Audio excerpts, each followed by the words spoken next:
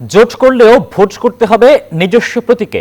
গণপ্রতিনিধিত্ব আদেশের এই সংশোধনীর সাথে একমত নয় বিএনপি। আগের বিধান বহাল রাখার জন্য প্রধান নির্বাচন কমিশনার এএমএম নাসির উদ্দিনকে চিঠি দিয়েছে দলটি। রোববার নির্বাচন ভবনে প্রধান নির্বাচন কমিশনারের সঙ্গে বিএনপির প্রতিনিধি দলের বৈঠক হয়। ঘণ্টাব্যাপী বৈঠক শেষে বিএনপি চেয়ারপারসনের উপদেষ্টা জানান, আলোচনা না করে এমন সিদ্ধান্ত নেওয়া গণতান্ত্রিক অধিকারকে ক্ষুণ্ণ করেছে।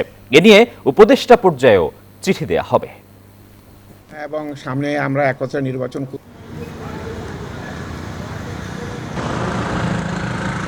জোটবদ্ধ যে কোনো দলের প্রতীক নিয়ে নির্বাচন করার অধিকার তাদের গণতান্ত্রিক অধিকার। সে অধিকার ক্ষুণ্ণ করার কোনো সুযোগ আছে বলে বিএনপি মনে করে না। তাই আমরা আরপিওতে 20 অনুচ্ছেদের পূর্বের বিধান বহাল রাখার প্রয়োজনীয় ব্যবস্থা গ্রহণ করার জন্য নির্বাচন কমিশনে অনুরোধ করেছি।